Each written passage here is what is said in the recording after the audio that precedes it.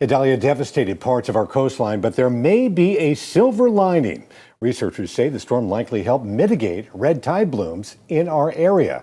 10 Tampa Bay Shannon Close at Paso Royal Beach tonight ahead of Labor Day weekend. She explains why marine scientists say despite the possible mitigation, there are still some waterways you'll want to avoid swimming in.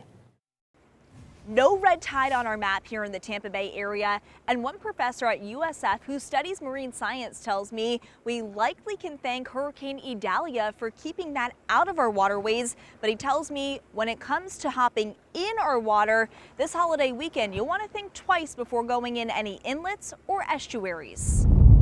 Hurricane Idalia. If it did have an impact this year, it would be to mitigate the red tide. As a professor at USF's College of Marine Science, Robert Weisberg says, luckily for us, Hurricane Idalia only helped make sure we don't see any red tide this Labor Day weekend. The organism itself does not like a lot of turbulence.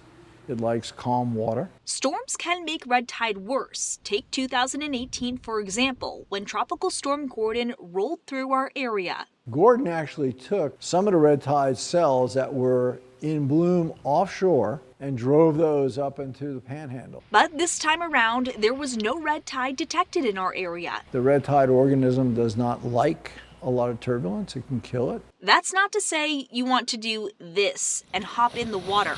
Weisberg says some waterways are best avoided. I wouldn't be surprised if our sewage systems got overloaded with the rain, and so you wind up dumping less than completely treated water into the coastal zone. When it comes to estuaries and inlets, those are waterways Weisberg says you will want to stay out of, as there could be dangerous bacteria in the water. After a major storm, it probably is not a good idea to go in the water.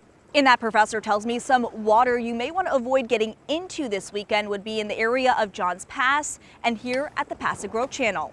I'm in Paso Grove, Shannon Clow, 10 Tampa Bay.